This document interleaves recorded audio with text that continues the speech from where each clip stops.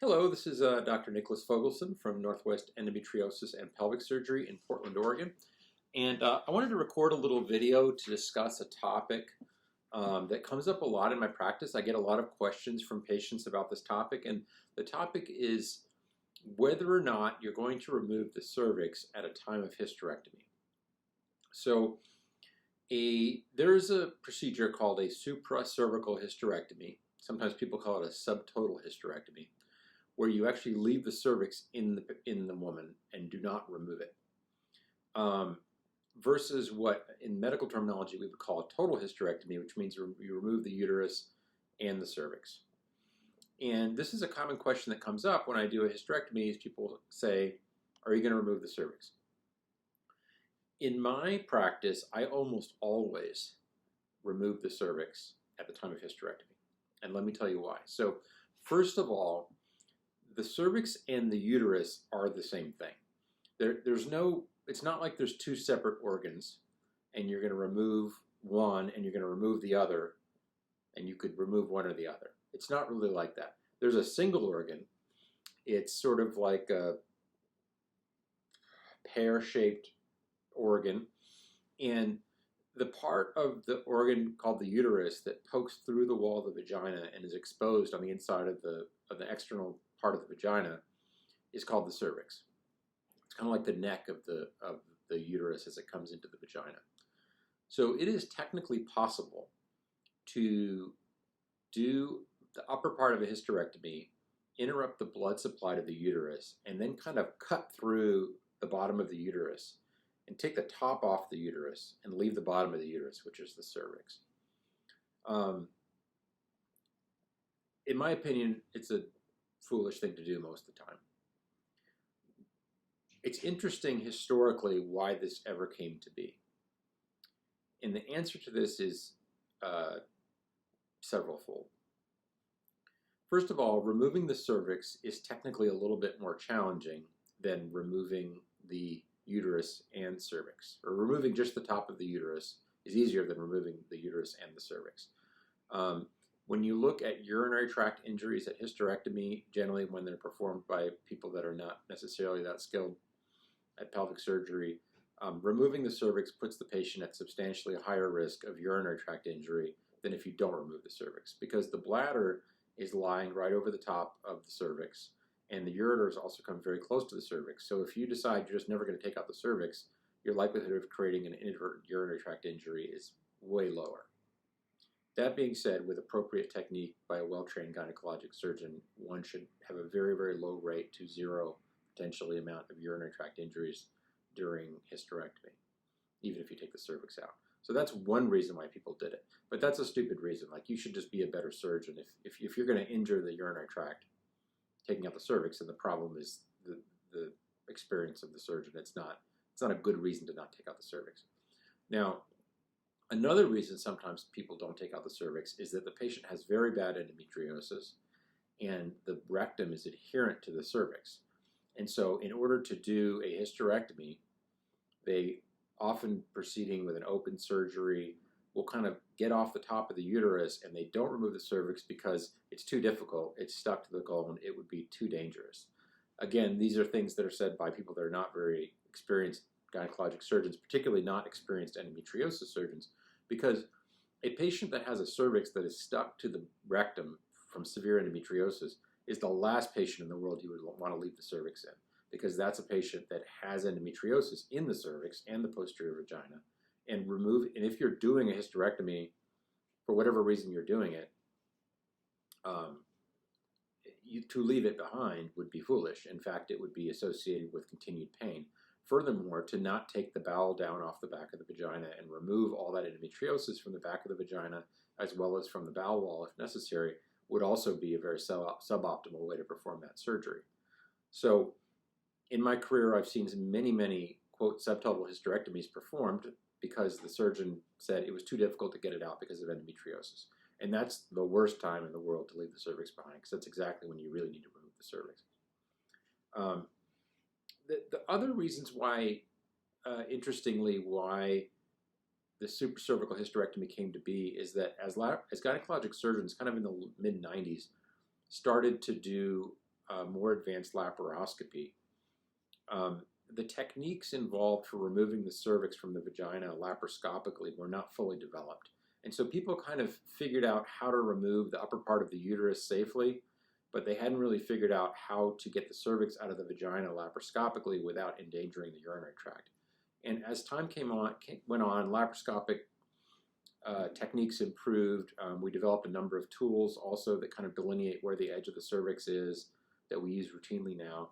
And it makes that fairly easy, but in the past, there were definitely an excess of urinary tract injuries because we didn't have the tools and the techniques developed to really safely do it. And so the concept of a laparoscopic supracervical hysterectomy became popular, not necessarily because it was a better surgery, but because it was feasible to do it safely. The alternative was an open hysterectomy, and very, very few people were doing total hysterectomies laparoscopically at that time, because it was just the technicality of how to do it safely just hadn't been developed yet. Fast forward to 2020 or even 2010, we have the tools to safely perform a total laparoscopic hysterectomy reliably, and with an experienced surgeon like myself or anyone else that's been well trained in doing a laparoscopic hysterectomy, it's certainly there'd be no reason why you wouldn't take out the cervix because it's difficult. Like, we understand how to do it. Okay. So now you have these other reasons why people claim that maybe you should leave the cervix behind. One of them is a perception that leaving the cervix behind will be better for pelvic organ prolapse.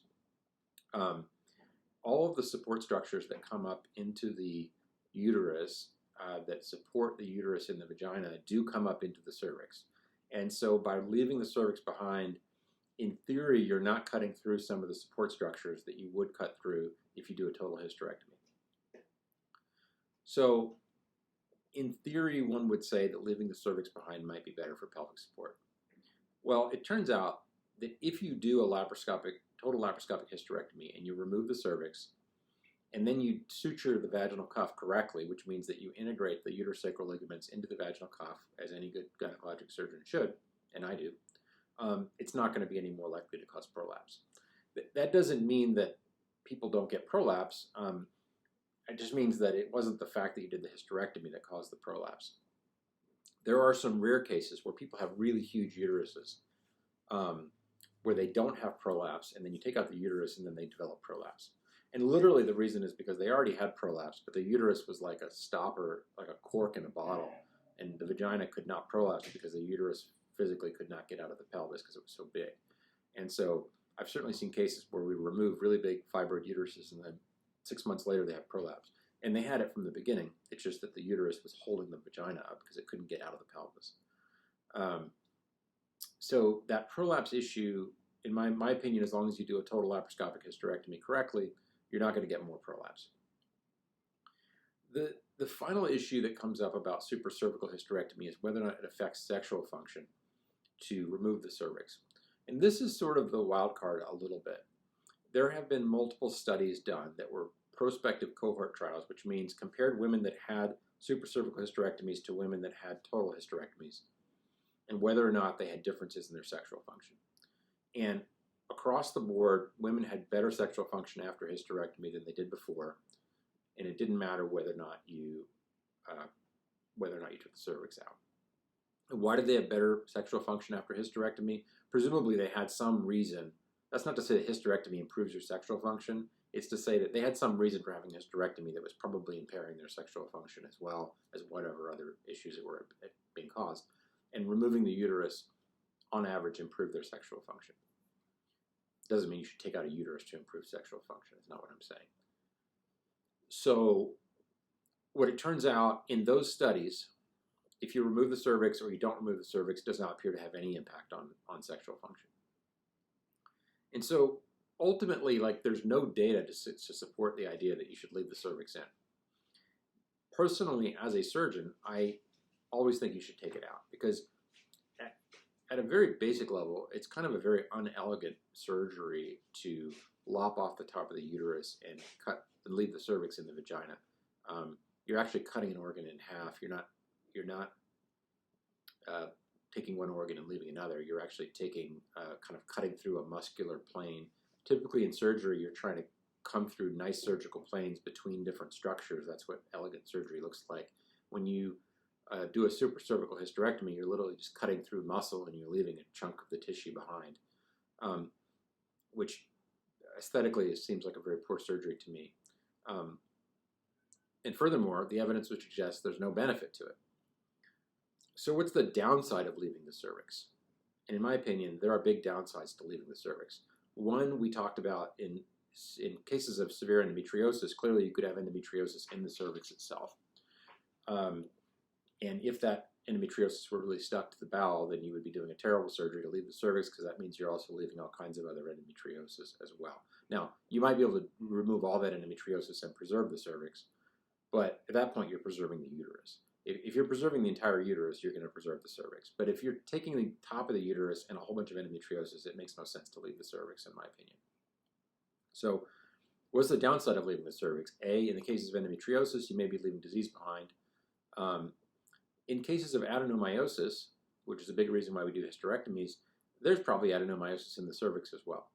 The cervix is a contiguous piece of muscle with the uterus, and I've seen plenty of women that had hysterectomies for pelvic pain that left the cervix in for one reason or another, usually not my case, but someone else did the surgery, who then came to see me subsequently because they continued to have pain at the top of the vagina, and indeed their cervix was painful. And then we go back and do what's called a trachelectomy, where we remove the cervix, and then they hopefully have improvement of those symptoms. So I think for cases of pain, leaving the cervix behind doesn't really have any upside and has significant downside. And then the last thing is that people that have hysterectomies for bleeding, if you're having very heavy bleeding, the inside of the cervix has endometrium, just like the top of the uterus does. So that's the lining of the uterus that will bleed every month. And so if you leave the cervix behind, usually you're going to have some bleeding from the cervix. It's going to be a lot less than before because most of the uterus is gone, but it's not uncommon that if you do a supracervical hysterectomy and if the ovaries are preserved, a woman is going to have some amount of bleeding from the cervix. And I've seen cases where women have had substantial bleeding from the cervix because a substantial portion of the cervix was left behind. There are some techniques for trying to kind of burn out the lining of the cervix after you leave the cervix, but they're unreliable. I would say that people still bleed sometimes. So if you leave the cervix, you may have pain that would have been gone if you took it out. You may have bleeding that would have been gone if you took it out. You're doing kind of a weird, not anatomical surgery that was really created not because anybody thought it was better, but because the technical feasibility of removing the cervix didn't exist when that surgery was largely came into vogue. So it's not really a good rational reason to do the surgery. The last reason is that if you leave the cervix, you can get cervical cancer. If you don't have a cervix, you can't get cervical cancer. So if the cervix is doing you no good, it may cause bleeding, it may cause pain, it may become cervical cancer. There's not a very good reason to leave the cervix in after a hysterectomy. So in my practice, unless a patient really, really wants it, I always recommend removing the cervix. So that's just a little bit about supracervical hysterectomy, how it got started, why or why not you might remove the cervix. The upshot of it is I would recommend always removing the cervix unless there's some really good reason why you're not going to, which I can't really imagine what that would be. And this is ultimately for indicated hysterectomies. I'm not saying that, one of the big issues is, does a hysterectomy treat endometriosis? The answer is no. But sometimes a hysterectomy is appropriate in endometriosis surgery or pelvic pain surgery or surgery for all kinds of uterine source issues. So I think that the appropriate thing to do is remove the cervix. That ends up leaving a little scar at the top of the vagina. The vagina does not get any shorter. It does not get broken for intercourse. You can still have intercourse. And once that scar is healed, it's as strong as ever was, and there's no problem with it breaking open as long as you give it a good month or 6 weeks before you try to have sex. If I'm going to post this, if you guys have any specific questions, feel free to put it in the comments. That's it. This is my new office, by the way. It's my nice new office. There's my Star Wars bookends. On one side it says Leia saying I love you, and on this side it says Han Solo saying I know. Thanks very much. Till next time.